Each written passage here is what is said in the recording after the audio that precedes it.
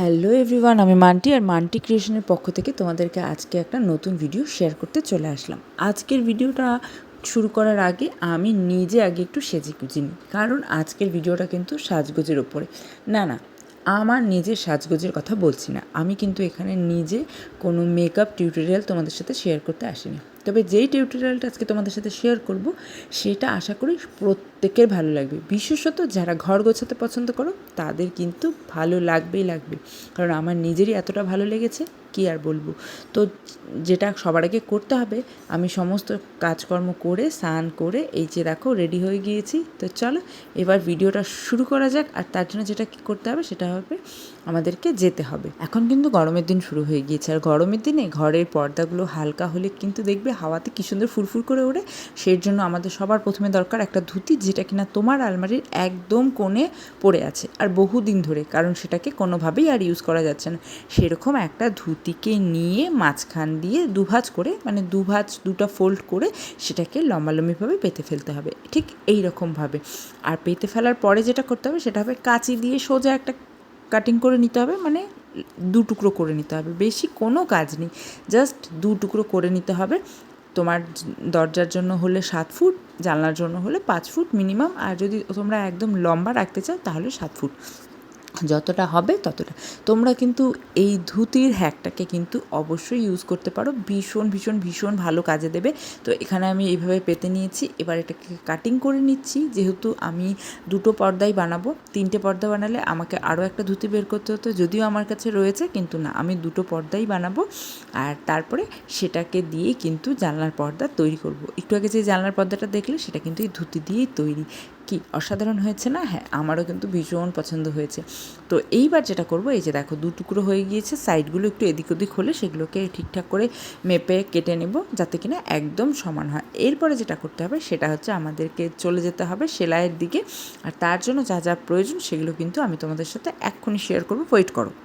আমার কিন্তু ধুতিটা কাটা হয়ে গিয়েছে, এই যে। তো এইটার সাথে লেস লাগাবো ভেবেছি। তো এই যে এই একটা রেড কালারের লেস আমার কাছে রয়েছে, এই যে এরকম, এই যে এটা রয়েছে। আরেকটা রয়েছে কিন্তু সেটা আবার একটু জরি টাইপের, তো সেটা হয়তো ভালো লাগবে না, এটা বেশি ভালো লাগবে। তো চলো আগে এটাকে সেলাই করে নিই পর্দার মতো করে, তারপরে লেসটা লাগাবো কি লাগাবো না পরে ডিসাইড করবো। তো চলো এখন এটা আমি স্টিচ করে নিই।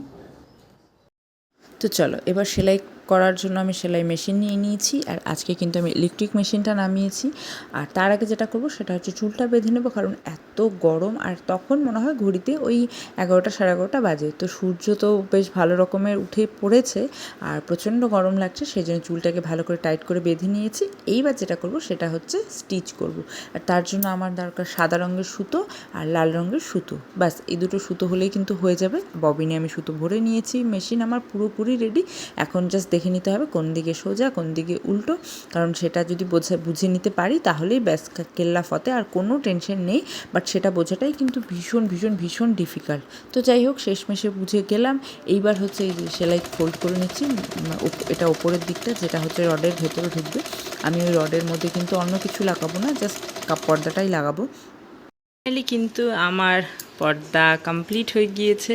তো চলো এইবার এখানে পর্দা লাগানো যাক, আর লাগানোর পর দেখা যাক যে এটা দেখতে ঠিক কেমন লাগছে।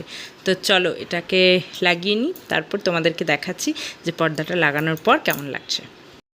দেখো ফাইনাল লুকটা, যদিও এটা ফাইনাল কিন্তু নয়, এখানে আরও কিছু কাজ করব, বাট পর্দা হিসেবে কিন্তু বেশ ভালো লাগছে। আমার তো বেশ ভালো লাগছে। এই যে এখানটা একটু অ্যারেঞ্জ করব কুশন দিয়ে, মানে এই জায়গাটাকে ঠিকঠাক করব, এই জায়গাটা একটু আগোছালো হয়ে আছে, তো এই যে এই জায়গাটাকে ঠিক করব। হ্যাঁ, এইটা হবে গিয়ে আমার জায়গা। তো এই যে পর্দা, এখন এখানে একটু ফেব্রিকের কাজ করব, তো সেটা আমি তোমাদের সাথে পরে শেয়ার করব। বাট এই রকম একটা পর্দা ধুতি দিয়ে এই রকম একটা পর্দা তোমাদের কেমন লাগলো অবশ্যই কিন্তু জানাবে আমাকে, কারণ আমার মনে হয় তোমরাও কিন্তু চাইলে এই রকম পর্দা নিজেদের ঘরের জন্য বানিয়ে ফেলতে পারো। তো এই যে জাস্ট দেখা, এই যে তো চলো আজকে ভিডিওটা এখানে শেষ করছি, দেখা হবে আরও একটা ভিডিওতে। আর এটার ফাইনাল লুক কিন্তু তোমাদের সাথে শর্টসে শেয়ার করব। তো চলো আজকে ভিডিওটা এখানে শেষ করছি, টাটা। হ্যালো, তো এই যে আমার পর্দার ফাইনাল লুক, যেটার মধ্যে কিনা আমি করেছি রেড কালারের ফ্লাওয়ার দিয়ে ফুল বানিয়েছি। কেমন হয়েছে অবশ্যই জানাবে।